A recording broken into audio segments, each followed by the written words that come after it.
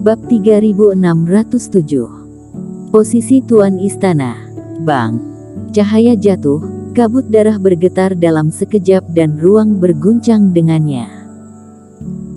Yuda Luo kemudian memotong tali spiritual dengan satu tangan dan melihat tubuh Surya Chen terus jatuh ke dalam kabut darah, tetapi segera, tubuh Surya Chen tiba-tiba berhenti jatuh. Sebelum Yuda Luo bisa bereaksi, sebuah keanehan muncul di kabut darah ini. Satu demi satu, tali berwarna darah keluar dari kabut. Mereka seperti ular spiritual. Setelah terbang keluar, mereka menarik langsung ke tubuh Yuda Luo dan mengikatnya dengan erat. Ada apa ini? Jangankan Yuda Luo, bahkan Surya Chen, Ronnie Ji dan yang lainnya di bawah tercengang. Yuda Luo menoleh untuk melihat Bobby Gao. Pada saat ini, Bobby Gao mundur selangkah dan ada sedikit rasa dingin di senyumnya. Adik Gao, apa yang kamu lakukan? Yuda Luo bertanya dengan kaget. Melihat ekspresi Bobby Gao, Yuda Luo tahu bahwa semua ini dilakukan oleh pihak lain. Tapi adik angkatnya ini ternyata mengikat dirinya sendiri. Pada saat ini, tidak peduli seberapa keras dia berjuang, dia tidak bisa melepaskan diri dari tali merah itu. Apa yang kamu lakukan? Sebenarnya Surya Chen benar. Kamu munafik. Meskipun kamu mengatakan kamu percaya, tetapi kamu tidak dapat menemukan batu formasi, kamu tidak akan percaya padaku. Senyum Bobby Gao menjadi lebih dan lebih intens lagi. Lagi pula, aku telah menahan begitu lama, apakah kamu pikir aku akan terus menjadi anak buahmu?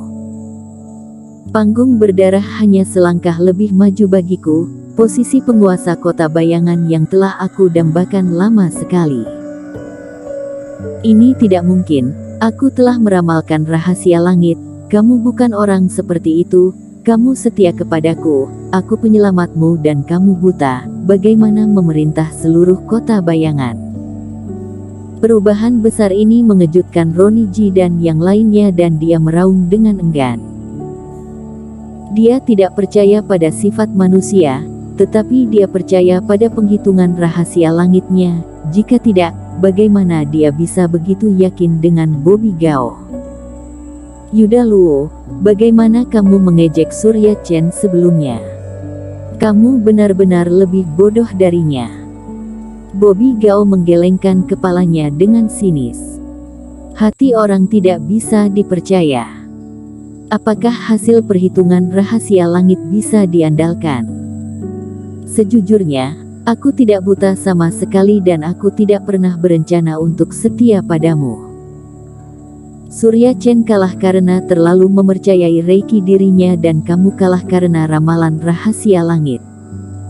Melihat Bobby Gao membuka matanya, memperlihatkan matanya tanpa masalah. Pupil mata Yuda Luo tiba-tiba menyusut dan pipinya memerah, seolah-olah dia telah ditampar dengan keras. Bahkan jika kamu membunuhku, dengan kekuatanmu, kamu tidak bisa mendapatkan seluruh kota bayangan. Ini bukan sesuatu yang harus kamu pedulikan, mati saja untukku. Bobby Gao, kamu bajingan, kamu harus mati. Bang. Dalam cibiran Bobby Gao, tangannya yang terselip di lengan bajunya terentang dan sebuah spiritualitas yang siap diluncurkan langsung meledak, langsung menghantam dada Yuda Luo. Di bawah perubahan dramatis di wajah Yuda Luo, dia terkena pukulan keras. Setelah itu, Yuda Luo mengerang dan tubuhnya langsung jatuh ke arah kabut darah. Di samping, melihat Yuda Luo jatuh ke dalam kabut darah bahkan sebelum dirinya sendiri, mata Surya Chen melebar, tidak tahu apakah itu suka atau duka. Semuanya berubah begitu tiba-tiba. Dia awalnya berencana untuk memisahkan keduanya dan menanam benih ketidakpercayaan, tetapi Bobby Gao benar-benar berencana untuk membunuh Yuda Luo. Kalian berdua, mati saja. Pemenang terakhir kota bayangan adalah aku, hahaha. Token emas kembali ke tangannya. Bobby Gao tersenyum dan mengulurkan tangannya sedikit. Kilatan cahaya Reiki menerpa Surya Chen dan Yuda Luo. Kali ini kabut darah terbuka. Keduanya jatuh ke dalamnya secara bersamaan.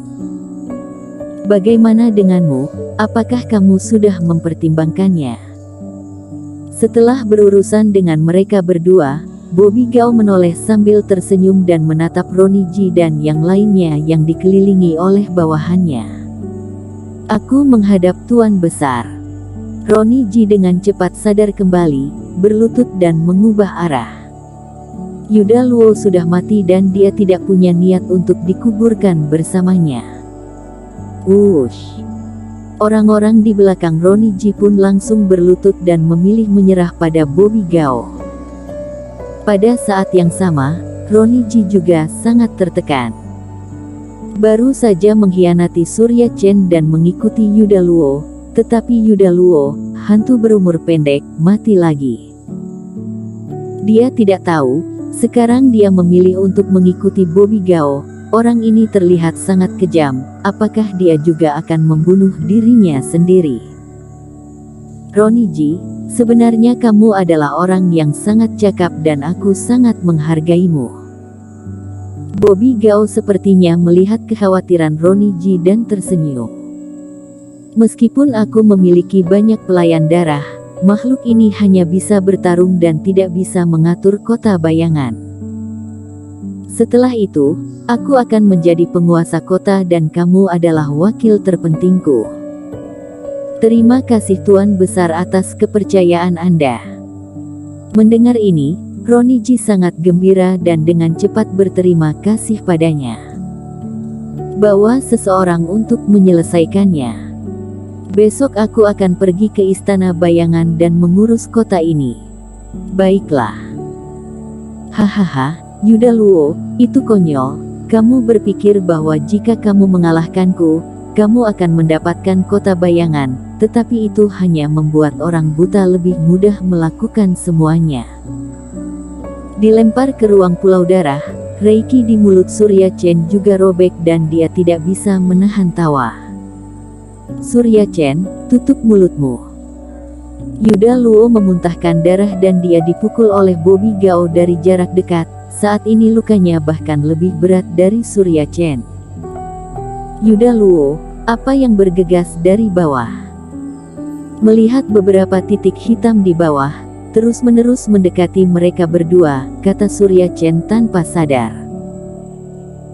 Sudah berakhir. Itu adalah iblis darah yang unik di Pulau Darah. Kita harusnya memiliki semacam tanda darah yang tercetak di tubuh kita oleh Bobby Gao, yang mengaktifkan keganasan orang-orang itu. Bobby Gao sangat kejam, aku bahkan tidak pernah memikirkannya. Dia tidak ingin membiarkan kita hidup-hidup, sekarang kita akan hancur, kata Yuda Luo dengan wajah pucat dan ekspresi putus asa. Gruar. Pada saat yang sama ketika mereka berdua jatuh, di atas langit yang tinggi ini, iblis darah pola putih semuanya terbangun. Cahaya berdarah yang memancar dari mereka berdua, seperti semacam sinyal kuat, langsung merangsang keganasan iblis darah yang kuat ini. Siu, siu, siu. Iblis darah ke segala arah, mata mereka langsung memerah. Mereka meraung dan mengerumuni mereka berdua. Tuan Qin, tolong. Mendengar bahwa benda-benda itu ada di sini untuk membunuh mereka berdua dan merasakan aura kuat kultivasi pada iblis darah, raut wajah Surya Chen berubah sangat dan dia tidak bisa menahan lagi dan berteriak keras.